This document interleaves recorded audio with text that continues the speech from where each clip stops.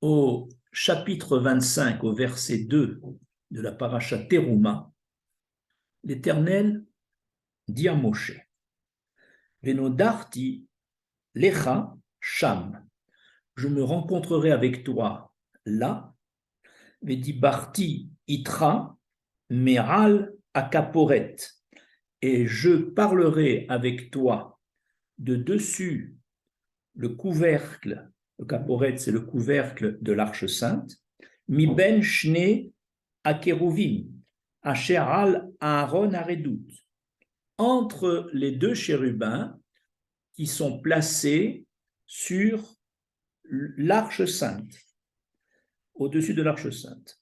Et je te dirai, et kol asher atsavé otra, tout ce que je t'ordonnerai de dire, El béné Israël, aux enfants d'Israël.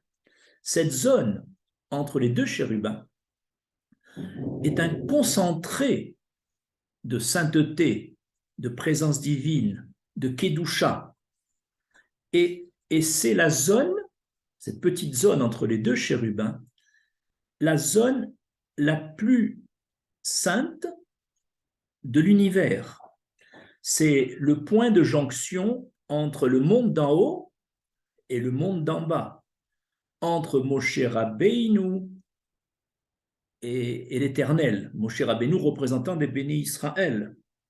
Il s'agit donc ici d'un noyau, un concentré de sainteté au plus haut niveau. Cependant, nos sages disent Zé l'Erumadze. Quand l'Éternel crée une notion, comme ici la notion de sainteté, cette notion contient en elle-même les germes contraires. C'est-à-dire que ce noyau où est concentrée la Kedusha est en même temps un talon d'Achille, une source de fragilité, de faiblesse sur le plan spirituel. C'est une zone où il y a des germes d'anti-Kedusha. En effet, si on se réfère au Talmud Yoma,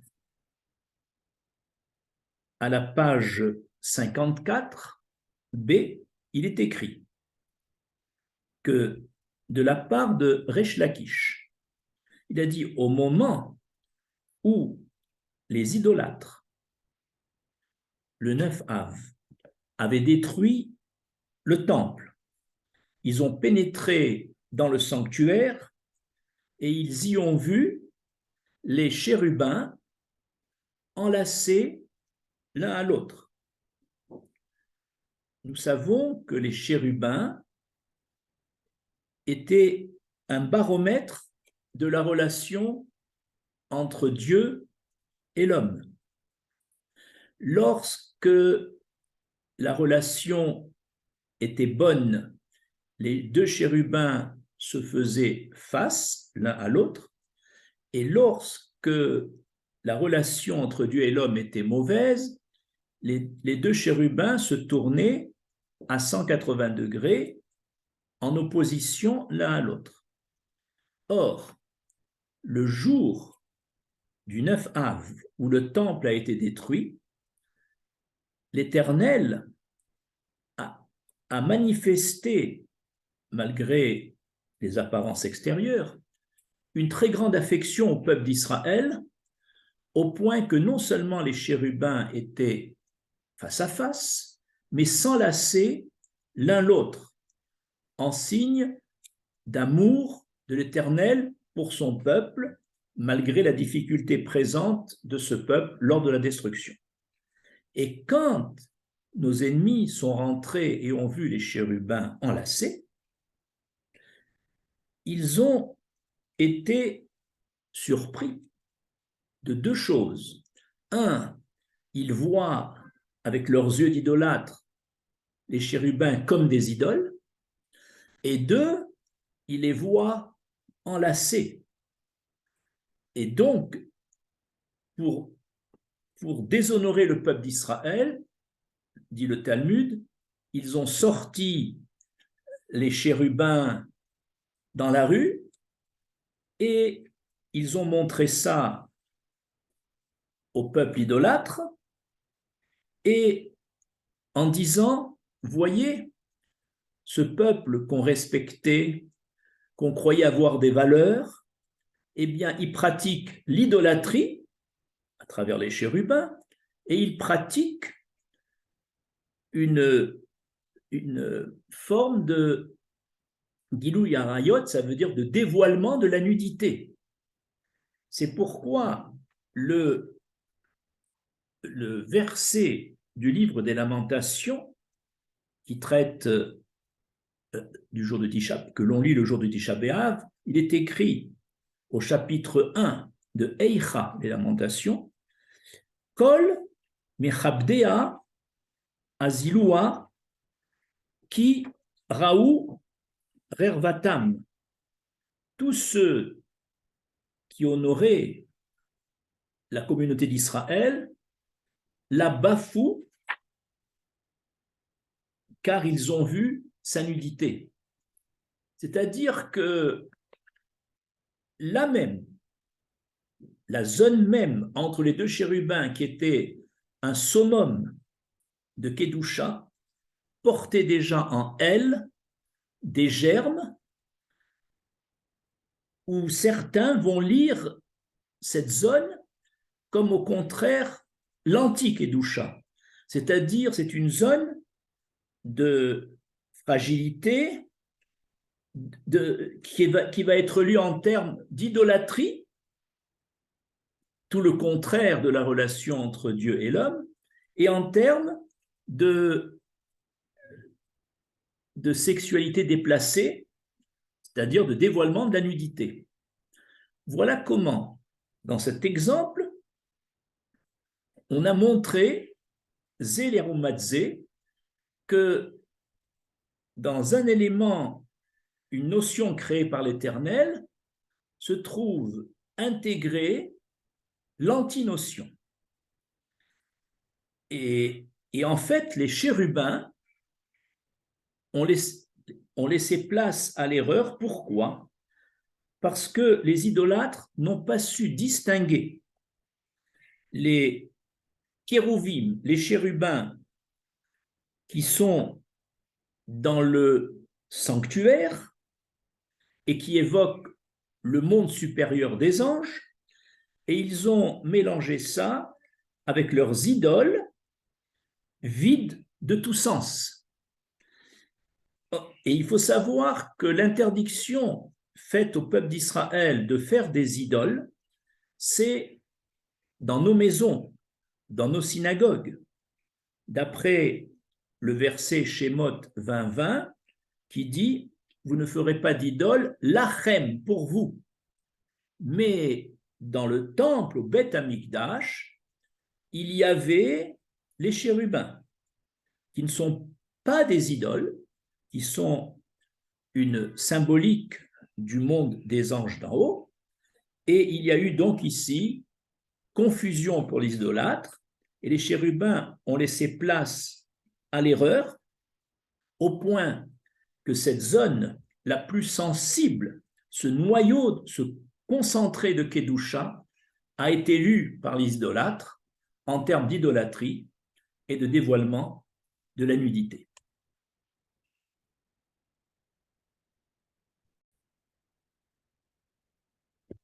Ainsi, ce lieu qui était le summum de la gloire de l'Éternel sur terre, qui était le summum du dévoilement de son unicité, peut devenir la racine de l'idolâtrie, qui est le contraire de l'unicité de Dieu.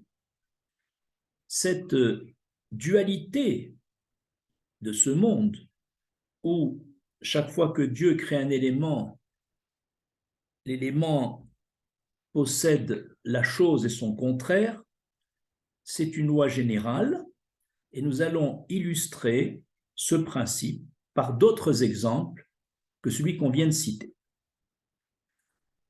Premier exemple, le Talmud Souka raconte que Abaye a entendu qu'un jeune homme a proposé à une jeune fille de se promener dans la forêt. Et il s'est dit, je vais les suivre pour éviter tout dérapage. Il les a suivis, ils ont fait une promenade dans la forêt, ils sont sortis sagement de la forêt. Et Abaye dit dans le Talmud Souka, à la page 52, si c'est moi qui étais en compagnie de cette jeune fille, je n'aurais pas pu résister. Et en effet, nos sages disent que là où un homme a un haut niveau spirituel, une grande kedusha, se trouvent en même temps des germes d'anti-kedusha que pourrait développer le Yetzer Hara, les forces du mal. Autrement dit, c'est là où il y a beaucoup de sainteté, de kedusha, que le Yetzer Hara attaque davantage, parce qu'il sait qu'il s'y trouve des germes d'anti-kedusha. C'est-à-dire que le jeune homme qui avait un faible niveau spirituel s'est promené sagement avec cette jeune fille, tandis qu'Abaye, qui a un haut niveau, a compris que lui n'aurait pas pu résister. De là, nos sages disent que plus un homme est grand, plus son penchant du mal, son Yetzer Hara, est grand. Deuxième exemple d'illustration de ce principe de dualité. Nos sages disent Chaim vemavet, la vie et la mort sont dans la bouche de l'homme. En effet, la bouche de l'homme peut faire revivre quelqu'un par des paroles de réconfort, par des paroles d'encouragement, par des paroles de Torah. Et cette même bouche peut tuer quelqu'un par la médisance, par la moquerie, etc. Autrement dit, cette même bouche qui devrait avoir un rôle positif dans ce monde contient les germes du négatif. Cette même bouche peut faire vivre et peut faire mourir, en accord avec la loi générale de la dualité Zé et Rumadze. Troisième exemple.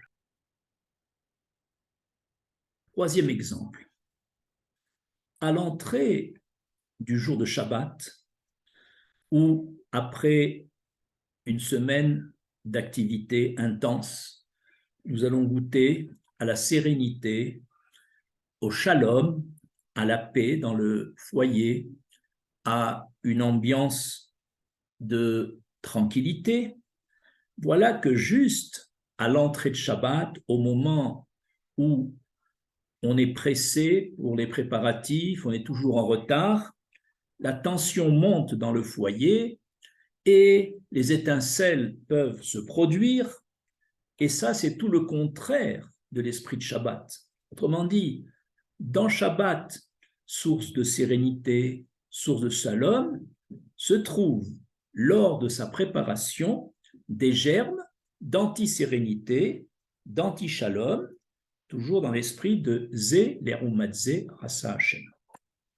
Un quatrième exemple, le jour de Yom Kippour, le jour du grand pardon, le 10 Tishri, où nous passons notre temps à prier dans le jeûne, à se déconnecter de toute activité, bien entendu, et nous sommes à la fin de cette journée de Yom Kippour, presque au niveau d'ange. On ne mange pas, on ne boit pas, on n'a aucune activité matérielle. On est vraiment, on monte à un niveau sublime si on a bien fait notre service de Yom Kippour. Et pourtant, en fin d'après-midi, au moment où naturellement on est déconnecté de toute mauvaise pensée, que lit-on l'après-midi? Nous lisons la paracha des Harayot.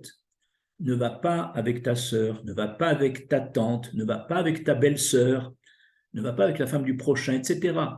Mais qui, dans cette ambiance de Yom Kippour, où on est comme des malachim, comme des anges enveloppés dans nos talits, dans cette ambiance, qui penserait à aller avec sa sœur ou avec sa belle-sœur ou avec sa tante? Justement, c'est parce qu'il existe des germes d'anti-Kedusha. Là où on atteint un niveau de grande Kedusha, que la Torah nous fait lire cette paracha sur les Harayot pour dire attention, même dans un moment d'élan spirituel très intense, peuvent se trouver de mauvaises pensées et on vient te rappeler à l'ordre. Cinquième exemple, lors d'un mariage qui correspond à l'union de deux êtres, le Khatan et la Kala, à l'union de deux familles, eh bien, dans cette notion d'union, au moment du mariage, les germes de la machloket, c'est-à-dire de la désunion, se profilent. Et là, on va s'opposer pour un petit bouquet de fleurs qui n'est pas du goût de la kala, ou pour le montant de l'aktuba, ou pour d'autres détails. Tu n'as pas invité un tel, tu aurais dû le faire. Et souvent, c'est au moment du mariage, qui est le symbole même de l'union de deux êtres et de deux familles, que se développent les germes de la désunion. Ça rentre toujours dans le cadre Zé, les Rumadze, Asa Hashem. Dans un sixième exemple, c'est dans les super joies et les super satisfactions que l'on peut avoir avec nos enfants que malheureusement parfois sont intégrées les super déceptions qu'on peut avoir avec eux. Là encore, la notion de satisfaction et de joie contient à l'intérieur des germes, des tendances à la déception et à la peine. Septième illustration, c'est dans les rapprochements entre deux êtres que sont intégrés les germes d'éloignement. Lorsqu'on a une grande proximité avec un ami ou un être cher, il faut être vigilant parce que cette proximité contient des germes d'éloignement. C'est pour ça que nos sages recommandent, même avec tes meilleurs amis, espace la fréquence des visites. Parce que une trop grande proximité peut amener à un éloignement. Un huitième exemple, le soleil étant lui-même une source de beracha, de bénédiction. Le soleil apporte la chaleur, la lumière, le rayonnement. Pourtant, ce même soleil peut être une source de malédiction en brûlant les peaux, en brûlant parfois les récoltes, en les desséchant, en devenant insupportable tellement il est chaud. Autrement dit, dans le soleil lui-même, source de bénédiction, se trouvent les germes d'anti-bénédiction. Et c'est pourquoi, dans le Talmud de Avodah Zarah, nous disons que Dieu sortira le soleil de son écrin, les justes jouiront de ce soleil qu'ils peuvent supporter et les mécréants souffriront de ce soleil qui sera pour eux insupportable. 9e exemple, je cite un verset de Teilim au chapitre de Teilim 4 au verset 2. David Ameller dit Batsar irhaftali, dans ma détresse, tu m'as élargi. Or, la détresse, ça vient du mot étroitesse, et élargi, il y a une contradiction. C'est-à-dire que quand un homme est dans la détresse, dans la difficulté, batsar, eh bien, il faut savoir que dans cette détresse se trouvent des germes d'antidétresse. L'Éternel, quand quelqu'un est découragé et dans la difficulté, il lui ouvre de nouvelles portes pour élargir son horizon.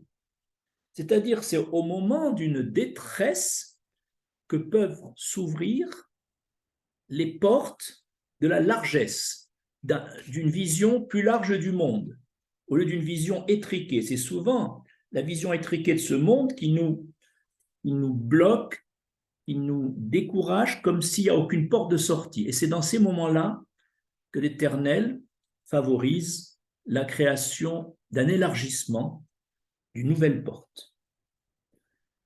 Je donne un dernier exemple pour terminer ce chiour. Il existe 2 mots en hébreu qui ont pratiquement les mêmes lettres, sauf une. Ces mots sont sikouï, sikouï qui veut dire l'espoir, et sikoun qui veut dire le danger. L'orthographe est exactement la même. Ces mots sont formés de la lettre sin, yud, kaf et vav au début. La seule différence, c'est que dans sikouï, dans l'espoir, ça se termine par un yud, la petite lettre en haut, yud, et par contre, le mot danger, sikoun, se termine par la lettre nun. Eh bien, dans l'espoir